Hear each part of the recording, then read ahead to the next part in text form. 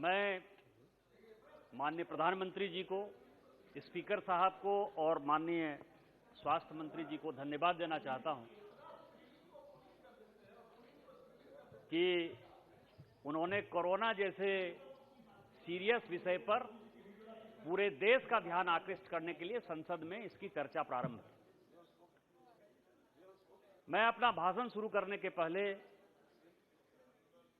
उन लोगों को श्रद्धांजलि देना चाहता हूं और उनके प्रति मैं संवेदना व्यक्त करना चाहता हूं, जिन्होंने अपने बेटे को, जिन्होंने अपनी बेटी को, जिन्होंने अपने मां को, जिन्होंने अपने पिता को, जिन्होंने अपने पत्नी को, जिन्होंने अपने भाई को, जिन्होंने अपने दादा को, दादी को, नाना को, नानी को खोया है।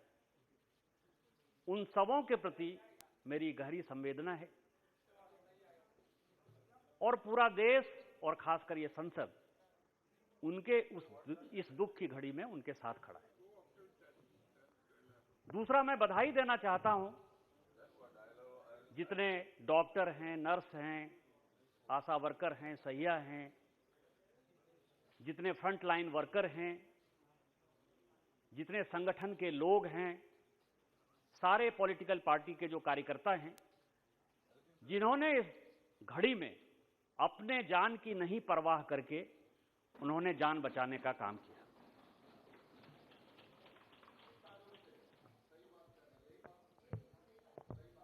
मुझे आज चर्चा में लग रहा था सभापति महोदय कि चर्चा एक संवेदना के साथ शुरू होगी, क्योंकि स्पीकर साहब ने जब ये चर्चा प्रारंभ करने की बात आई तो उन्होंने कहा कि आज चर्चा का स्तर भी होना चाहिए ऊपर और सांसदों को बताना चाहिए कि सांसदों ने या राजनीतिक दल ने इस कोरोना क्राइसिस में, इस तरह की क्राइसिस 100-150 साल के बाद जो है पूरी दुनिया देख रही है, उसके बारे में क्या किया, यह बताना चाहिए था।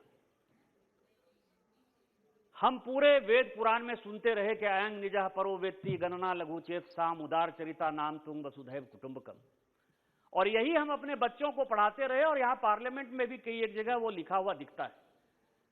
पहली बार ये 100-150 साल बाद पूरी दुनिया में वो श्लोक झूठा साबित हुआ। बेटे की लाश को पिता ले जाने को तैयार नहीं था, अपने दोस्तों को जलाने के लिए कोई घाट पर जाने को तैयार नहीं था। कोरोना का कोई पेशेंट यदि घर में था तो उससे कोई मिलने को तैयार नहीं था। ये हालात थे और ये हालात में यदि आज ये देश सुरक्षित है, हम लोग सुरक्षित हैं, 130 करोड़ लोग सुरक्षित हैं, तो उसमें माननीय प्रधानमंत्री जी का जो फ्रंट के तौर पर, एक योद्धा के तौर पर जो उन्होंने नेतृत्व किया, हम उसको बधाई देने के बदले लोग कहते हैं कि हमने घड़ी घंट बजाया, घड़ियाल बचाया, प्रधानमंत्री जी ने ताली बजाई। प्रधानमंत्री जी पिछले 20-22 साल से किसी प्रदेश के मुख्यमंत्री रहे और पिछले 7-8 साल से इस देश के प्रधानमंत्री हैं। प्रधानमंत्री को पता नहीं है कि घंटी बजाने का क्या मतलब है, ताली बजाने का क्या मतलब है। कोरोना जो है वो दवाई से ही जाएगा, कोरोना परहेज से ही जाएगा।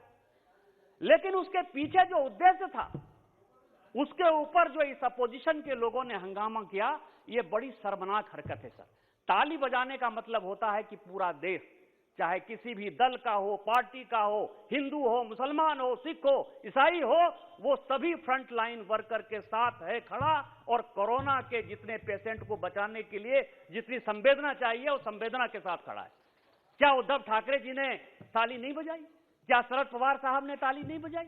क्या अशोक गहलोत साहब ने नहीं बजाई? आपने नहीं, मैं तो नाम ले रहा हूं जिन्होंने ताली बजाई।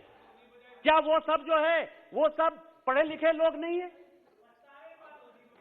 और आज इस कोरोना के डिस्कशन में आप जो है डिबेट मांग रहे कि कोरम नहीं है। क्या यही डिस्कशन है?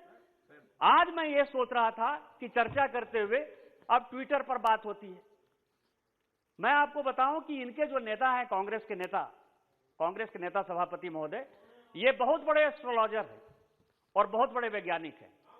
कभी ट्वीट से हमारे सदन के सांसद हैं राहुल गांधी साहब, कभी वो आलू से सोना निकालते हैं और कभी वो ट्वीट करके कहते हैं 14 अप्रैल 2020 को 14 अप्रैल 2020 को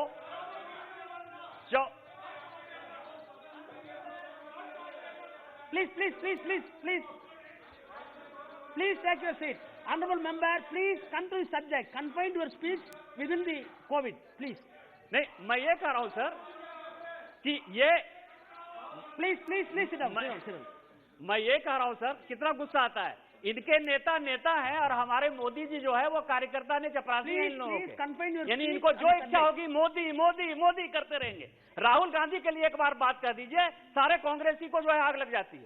इसी तरह की राजनीति होती है। Mr. Nishikant, honorable member, we are discussing a sensitive subject. Don't politicize it, please. Don't politicize it, please. सभापति महोदय, Enough. Come to the point, please. सभापति महोदय, मैं ये कह रहा हूं कि ये जो state, members, please, the entire nation is watching us. We are discussing a very sensible subject. I request the honorable member to confine your speech on the subject, please. ये जो स्वास्थ्य है सभापति महोदय, ये स्वास्थ्य कंप्लीट स्टेट का subject है। केंद्र सरकार उसको मदद करती है। आज राज्य सरकार, यहां क्या चर्चा हुई कि फोटो यदि आपका छपता है, ये अमोल जी ने कहा, एनसीपी की नेता ने कहा कि फोटो यदि छपता है तो डेथ सर्टिफिकेट के बारे में भी जानकारी होनी चाहिए। डेथ सर्टिफिकेट और बर्थ सर्टिफिकेट ये पूरी दुनिया जानती है, पूरा देश जानता है सर कि वो स्टेट का काम है, वो म्युनिसिपल कॉर्पोरेशन का काम है, पंचायत का काम है। क्या स्टेट का काम भी मोदी जी ही करेंगे? पंचायत का काम भी मोदी जी ही करेंगे? किस तरह की चर्चा आप कर रहे हो? आपको यदि ऑक्सीजन की कमी से कोई लोग नहीं मरे, यदि इस तरह का स्टेटमेंट आ रहा है तो क्या वेस्ट बंगाल में हमारी सरकार है, उड़ीसा में हमारी सरकार है, तमिलनाडु में हमारी सरकार है, आंध्रा में हमारी सरकार है, महाराष्ट्र में हमारी सरकार है, तेलंगाना में हमारी सरकार है, केरल में हमारी सरकार है? आप अपनी सरकार का डाटा केंद्र को देने को तैयार नहीं होते हो। आप कहते हो कि ऑक्सीजन से कोई मौत नहीं हुआ, आप कहते हो कि हम अब डेथ सर्टिफिकेट नहीं देंगे, कोरोना से डेथ नहीं हुई, और आप उसके बाद कहते हो कि आपने कंपनसेशन क्यों नहीं दिया। मैं केवल यह कह रहा हूं कि केवल डिबेट के लिए डिबेट करने का कोई फायदा नहीं है।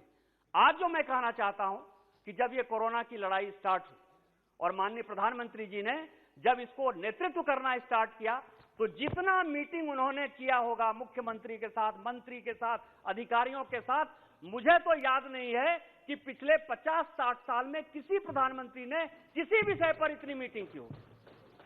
और जब मीटिंग करते हैं तो मैं आपको बताऊं कि मेरे झारखंड के मुख्यमंत्री हेमंत सोरेन कहते हैं कि उन्होंने अपने मन की बात कही थी, हमारे तो दिल की बात ही नहीं सुनी। क्या इस तरह का जो है मुख्यमंत्री और प्रधानमंत्री का संबंध हो सकता है?